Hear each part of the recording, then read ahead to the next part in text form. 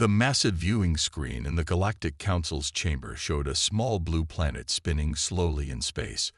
Around it, tiny dots moved in careful patterns, the first signs of a spacefaring civilization that the Council had discovered in over 50 years. Admiral Krell stood at the front of the chamber, his tall gray form towering over the holographic display. His four eyes blinked in sequence as he studied the data scrolling past. "Interesting," he muttered, though his tone suggested he found it anything but. "They call themselves humans." The council members shifted in their seats, their various forms creating a rainbow of colors in the dim light. Lord Vax, the head counselor, leaned forward. His crystalline body caught the light, sending sparkles across the chamber walls. "Tell us more about their capabilities, Admiral." Krell pressed a button, and the image zoomed in on one of the human ships. "Their largest military vessel is." He paused, checking the numbers again. "Just 300 meters in length." A laugh rippled through the chamber. "Surely that's a mistake," called out one of the council members. "Our civilian transport ships are larger than that." "No mistake," Krell confirmed, allowing himself a small smile.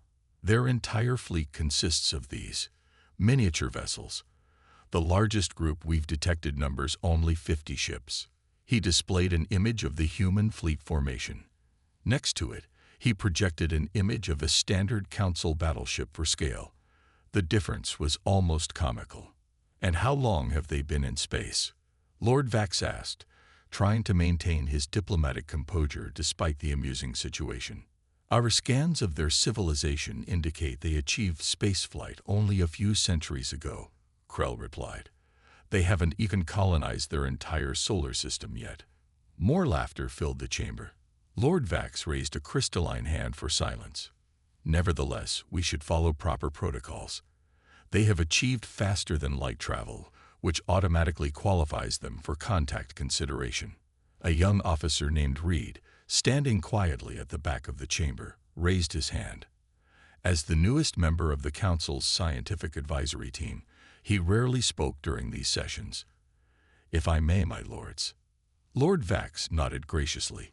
"Speak, Officer Reed." "Our long-range scans have detected some unusual energy signatures from their ships," Reed said, his voice steady despite his nervousness. "The power outputs don't match what we'd expect from vessels of that size." Admiral Krell waved his hand dismissively. "Probably inefficient engines. These younger races often struggle with power management."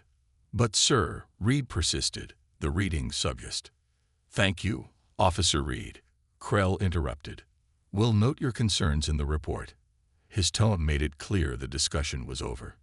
Lord Vax stood, his crystalline form catching the light dramatically. "I propose we send a diplomatic mission to assess this species. Standard procedure calls for a show of proper respect." Several council members chuckled at his choice of words. "We'll send 3 of our battle cruisers along with the diplomatic vessel, just to demonstrate the normal protocols of interstellar relations, of course." The vote was unanimous. Lord Vax would personally lead the mission, with Admiral Krell commanding the military escort. As the chamber emptied, Officer Reed stayed behind, studying the scans of the human ships. Something about their design bothered him. They were too compact, too efficient in their use of space. Every other race built their ships with impressive size and visible weapon systems, but these human vessels were different. They looked almost purposefully understated. Reed zoomed in on one of the ships, noticing how its hull seemed to be layered with materials he didn't recognize. The power readings pulsed in patterns that didn't match any known weapon systems, yet they were clearly military vessels. He started to compose a detailed report, but then remembered how his earlier concerns had been dismissed. With a sigh, he closed the terminal. The diplomatic mission would launch in 3 days. Soon enough, they would all see exactly what these humans and their tiny ships were capable of.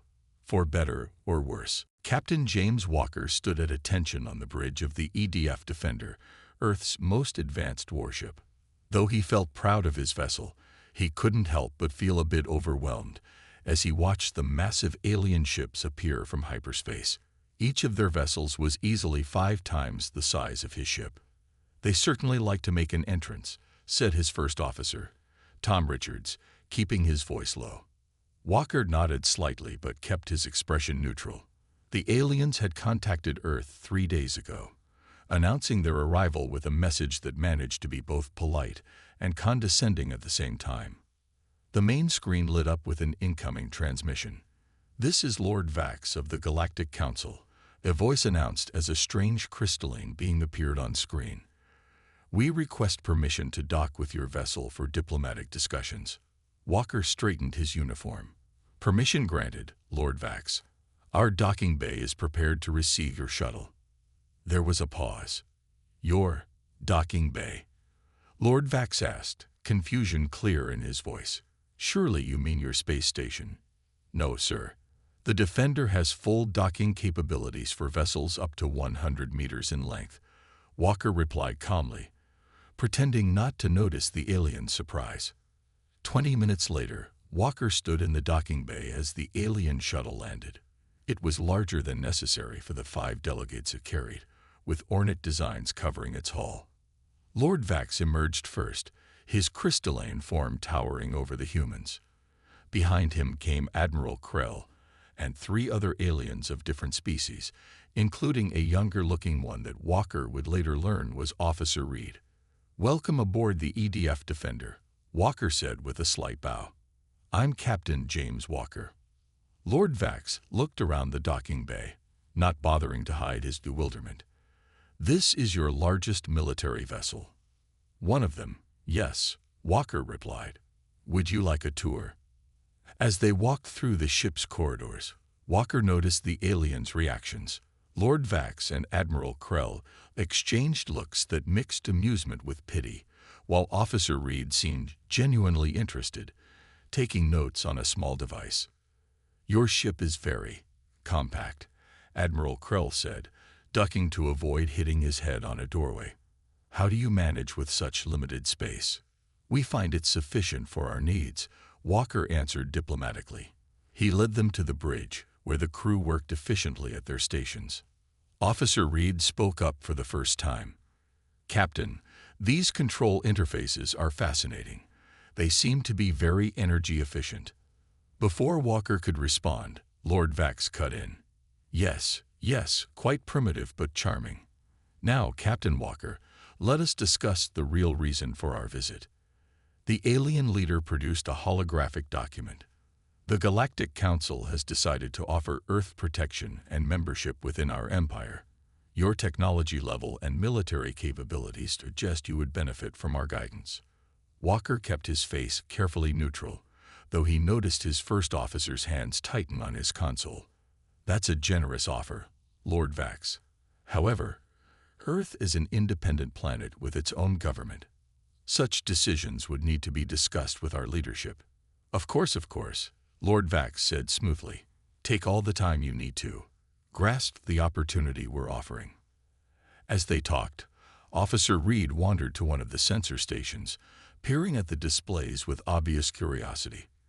A young human officer shifted uncomfortably as the alien leaned closer to her screen. "Is everything all right, Officer Reed?"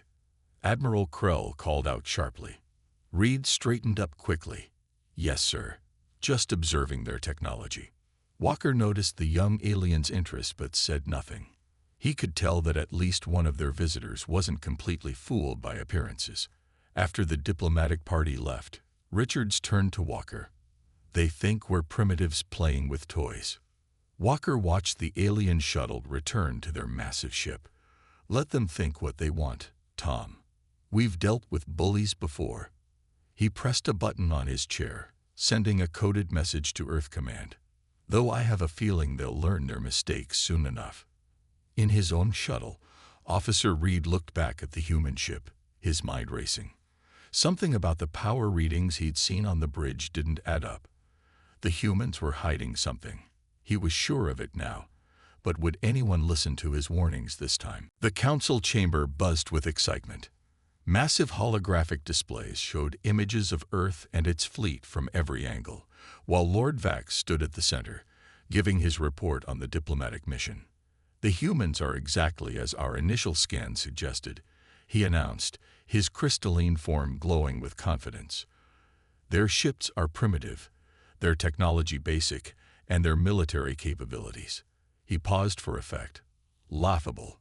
Admiral Krell stepped forward, bringing up a new image. "Their largest warship, which they proudly showed us, has less firepower than our standard patrol vessels, and their entire defensive fleet numbers only 50 ships." He chuckled, all four of his eyes blinking in sequence. At the back of the chamber, Officer Reed shifted uncomfortably in his seat. He had spent the last 3 days analyzing the data they had collected during their visit to the human ship. Something wasn't adding up, but every time he tried to speak up, his superiors dismissed his concerns.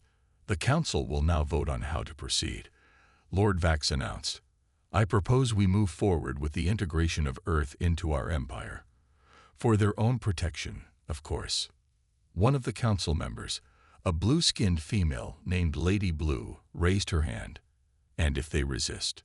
Lord Vax's crystalline form sparkled with amusement. "With what? Their tiny ships, their primitive weapons.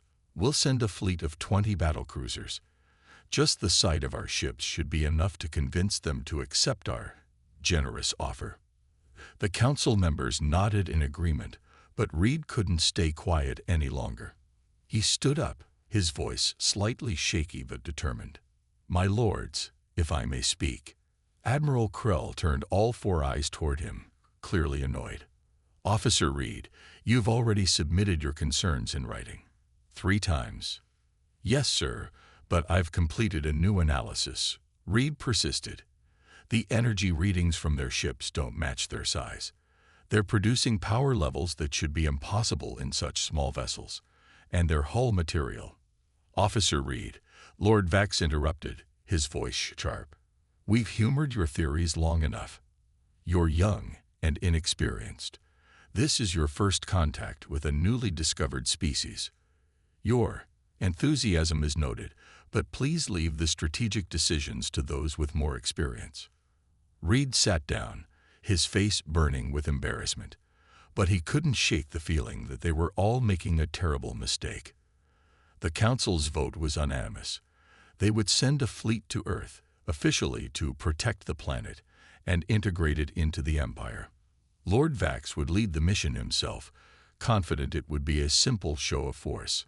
After the meeting, Reed stood alone in the analysis chamber, reviewing his data one more time. The human ship's power signatures were unlike anything he'd ever seen. They seemed to pulse with a rhythm that suggested highly advanced technology, but in ways he didn't understand. And during their visit, he had noticed something else. The humans weren't afraid. Captain Walker and his crew had shown no signs of being impressed or intimidated by the Council's massive ships. "Still obsessing over those humans?" a voice asked. Reed turned to see Lady Blue watching him. "My lady," he bowed slightly, "I just think we're missing something important." She moved closer, looking at his data. "Perhaps. But the decision has been made. Lord Vax leaves tomorrow with the fleet." She paused, studying him. "You should go with them." Reed looked up in surprise. "My lady, I'll arrange it. If you're right, they might need your insights. And if you're wrong," she shrugged, "it will be a good learning experience." The next morning, as Reed boarded Lord Vax's command ship, he watched the massive fleet assembling. 20 battlecruisers, each one capable of destroying a small moon, preparing to confront a fleet of 50 tiny human ships. In his quarters, Lord Vax recorded his final report before departure. "The integration of Earth will be a simple matter. Their primitive fleet won't even have time to react before they realize the futility of resistance. We expect the operation to be completed within 1 standard day." As the fleet prepared to jump to hyperspace, Reed couldn't help but wonder, what were they missing about these humans and their small but strange ships? Admiral Mary Thompson stood in Earth's main defense control center, reading the message from the Galactic Council for the 3rd time. Her face showed no emotion, but her knuckles were white as she gripped the edge of her desk. "They're giving us 24 hours to surrender," she said to the room full of military leaders. After that, they'll forcefully integrate Earth into their empire. Captain Walker, who had been called back from the Defender, stepped forward. Their fleet of 20 battlecruisers will arrive tomorrow. Each one is bigger than anything we've ever built. Scared, Captain? Thompson asked, a slight smile playing on her lips. No, ma'am, Walker replied, matching her smile. Just stating the facts. Thompson pressed a button, and a holographic map of Earth's defense grid appeared. 50 small dots represented their fleet, positioned in what would look like random patterns to anyone who didn't know better. Begin Operation Small Package, she ordered. Send the code to all ships. Around Earth, the crews of 50 warships received their orders. Inside the Defender, Tom Richards looked at the coded message and grinned. They really have no idea, do they, sir? Walker shook his head. The bigger they are, the harder they fall, his crew finished in unison, a tradition they had started years ago. In the control center, Thompson addressed her officers. For 300 years, we've kept our true capabilities hidden. We learned from our own history that showing off your strength only invites challenge. While other races built bigger and bigger ships, we went smaller and smarter. She zoomed in on one of their ships in the hologram. Each of our vessels carries more firepower than their entire fleet, packed into a hull they think is primitive. Our ships aren't small because we can't build bigger ones. They're small because that's what works best. A young officer raised her hand. Should we try to warn them again? Admiral, tell them what they're really facing. Thompson shook her head. We tried. Captain Walker made several hints during their visit. Their own officer, Reed, I believe, tried to warn them too. Some people only learn through experience.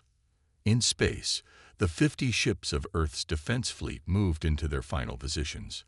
Each vessel began powering up systems that had remained dormant during the alien inspection. Layers of advanced technology, hidden beneath seemingly simple exteriors, hummed to life.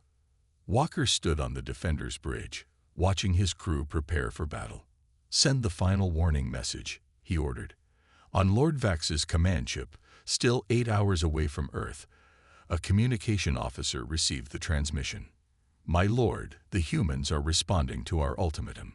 Lord Vax lounged in his command chair. Let me guess, they're begging for more time. No, sir. The message reads, Final warning. Earth is a sovereign planet. Any hostile action will be met with appropriate force. We advise you to turn back. The bridge crew laughed. Admiral Krell, standing beside Lord Vax, shook his head in amusement. They have courage. I'll grant them that. Only Officer Reed, standing quietly at his monitoring station, noticed something odd about the transmission. Hidden beneath the simple message was a complex energy signature, far more advanced than anything they had detected before. Sir, he said, his voice urgent, I'm detecting power surges from the Earth fleet. The energy readings are off the charts. Of course you are, Krell said dismissively. Your instruments must be malfunctioning again. Focus on your actual duties, Officer Reed. Reeve fell silent, but he kept watching his instruments. The readings continued to climb as the human ships powered up their real weapons.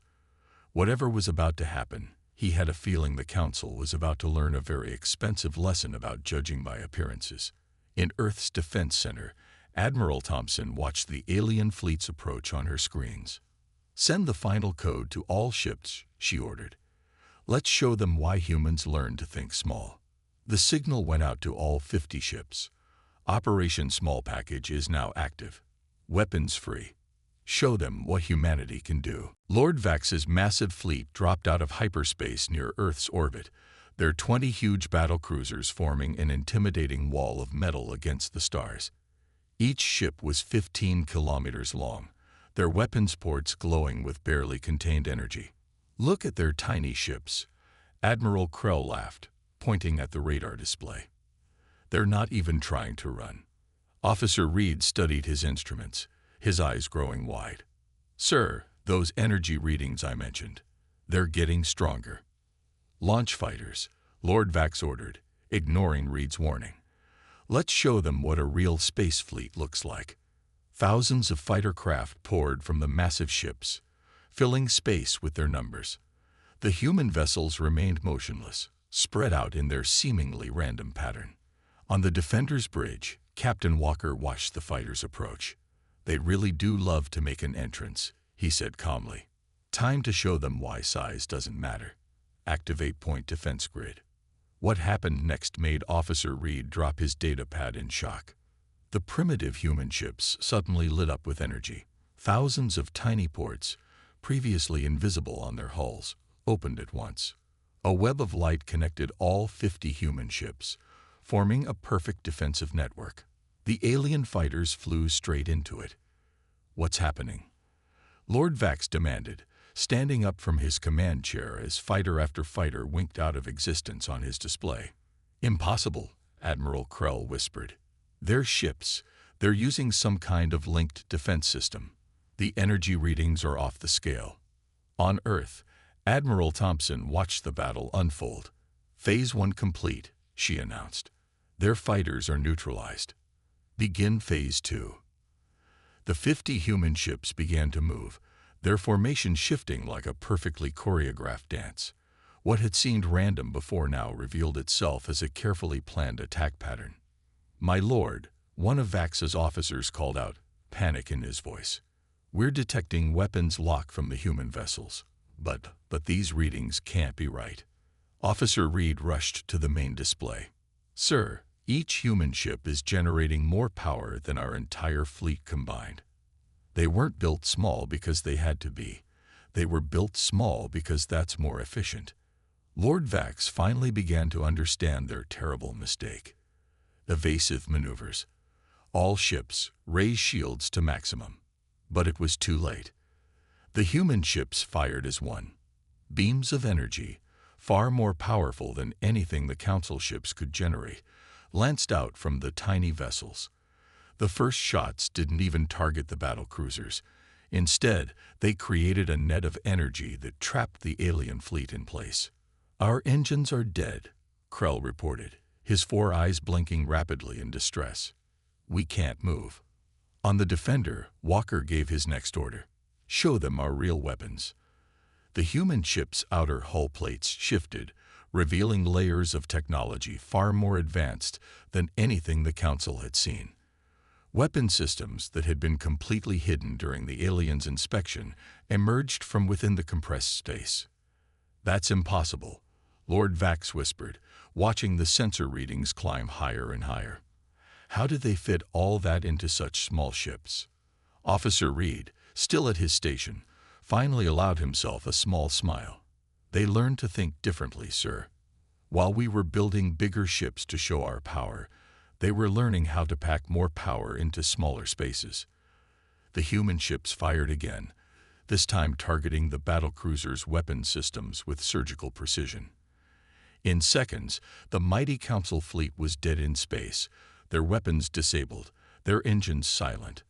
Captain Walker opened a channel to Lord Vax's ship. This is your first and only chance to surrender. Your fighters are gone, your weapons are disabled, and your engines are offline. What's your decision? In Earth's Defense Center, Admiral Thompson watched the alien fleet floating helplessly in space. Sometimes, she said to no one in particular, the biggest lessons come in the smallest packages. On his bridge, Lord Vax looked at his mighty fleet, now helpless before ships he had laughed at just days ago. With his shoulders slumped, he gave the order he never thought he'd have to give. We surrender. The Council battle cruiser's meeting room felt cramped with Captain Walker and Admiral Thompson sitting across from Lord Vax and Admiral Krell. Officer Reed sat at the end of the table, frantically taking notes as the humans finally revealed the truth about their technology. As you can see, Thompson said, bringing up a holographic display of a human ship's internal structure. Our vessels aren't primitive at all. We simply learned to think differently about space warfare. The hologram showed layer upon layer of advanced technology, all packed into an impossibly small space. Krell leaned forward, his 4 eyes wide with amazement. But how? He asked. The power requirements alone should need a ship 10 times this size. Walker touched the hologram, zooming in on the ship's power core. We discovered a way to compress space itself inside our ships. What looks like a small engine room from the outside actually contains the space of a much larger one. Impossible, Lord Vax whispered, but his voice lacked conviction. After what he'd seen today, he wasn't sure what was impossible anymore. Not impossible, Reed spoke up, excitement clear in his voice. This explains all the strange readings I detected. They're not just building small ships. They're manipulating the very fabric of space within them. Thompson nodded approvingly at the young alien officer. You were right all along, Officer Reed. The energy signatures you detected were from our space compression systems. Each of our ships contains the same firepower as one of your battlecruisers, just packed more efficiently. Lord Vax's crystalline form dimmed slightly, a sign of embarrassment in his species. But why? Why build small ships when you could show your power with larger ones? Walker and Thompson exchanged knowing looks. Because, Walker explained, throughout human history, we learned that showing off your strength often leads to unnecessary conflicts.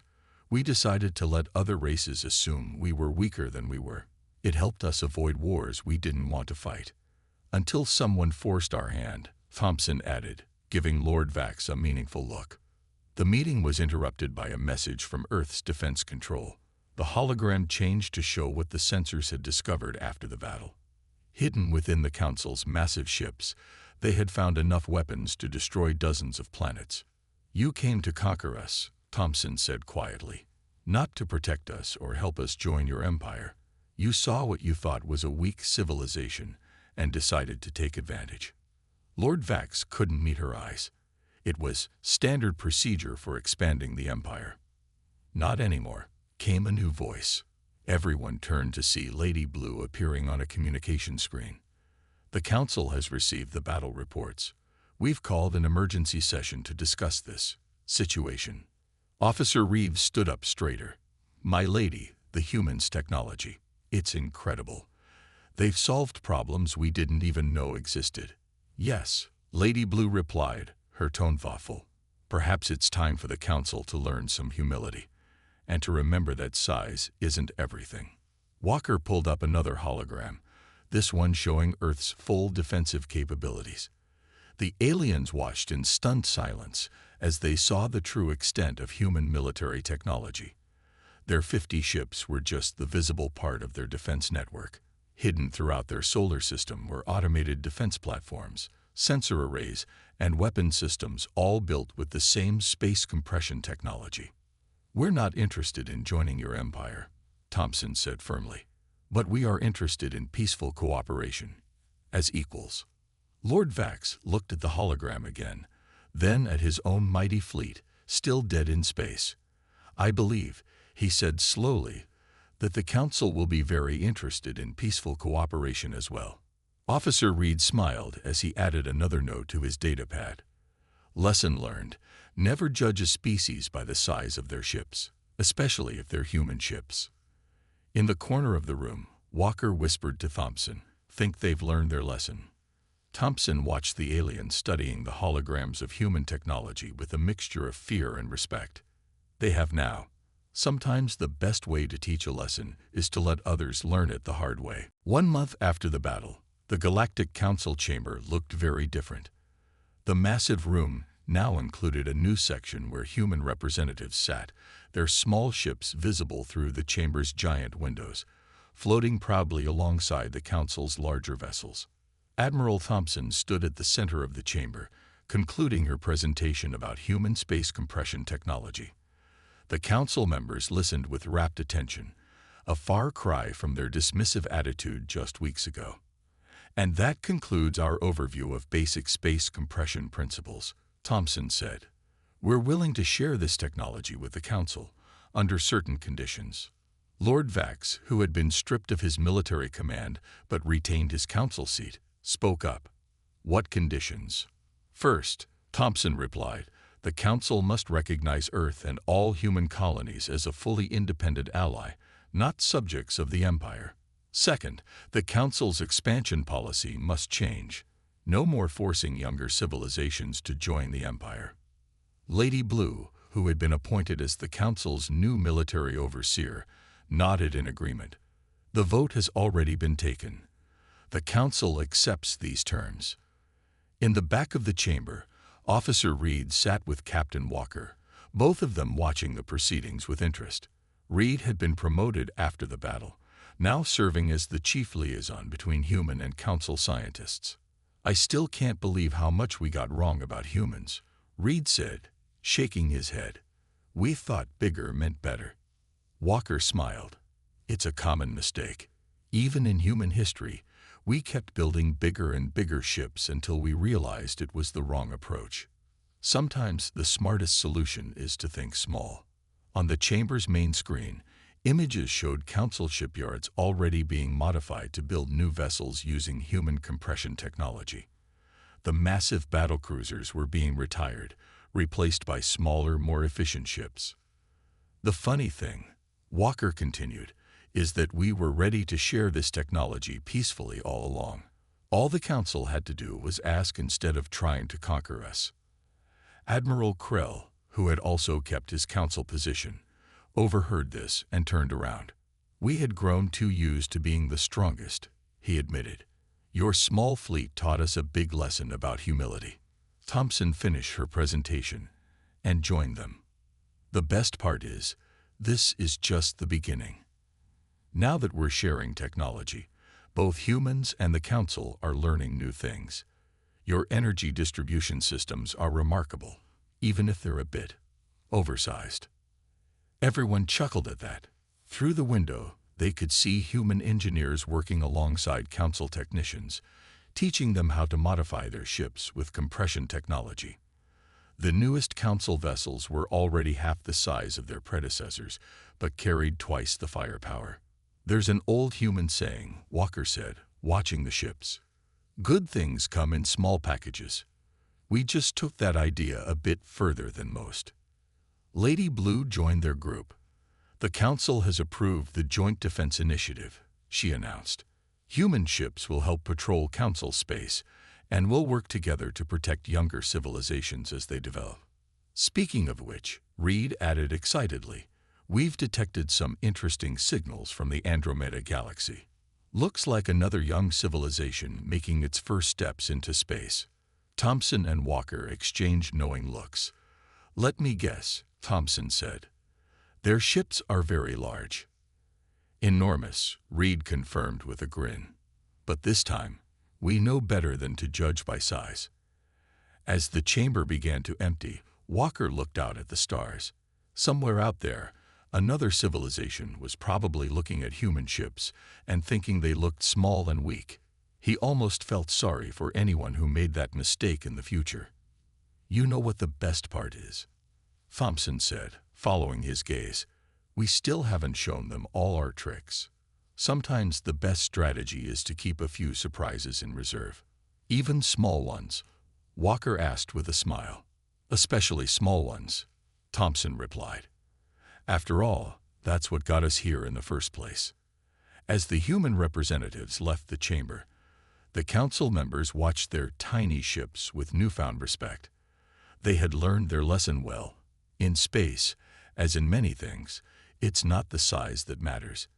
It's how smart you are about using what you have.